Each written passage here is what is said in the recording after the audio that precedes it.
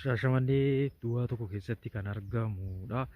Gaarii 300 ijaarameetii jira. Luukii 70 bishaanii ni qaba. Qutaaris ni qaba. Kan ifaa jechuudha. Naannoo miiliyoona tokkooti jedhanii keessa isaatti saalooniin baay'ee tokko guddaadha. Alarratti kutaa keessummaa tokko ni qaba. Saalooniin addatti keessa isaatitti kutaa 3 ni qaba. Saaloonii waliin 4dha.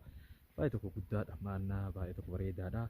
Kun asittis horii foontoota garaagaraatiif kan oolu mana fincaanii akkasumas baay'ee tokko guddaadha. Keessa isaas ilaalee isinitti mul'isa.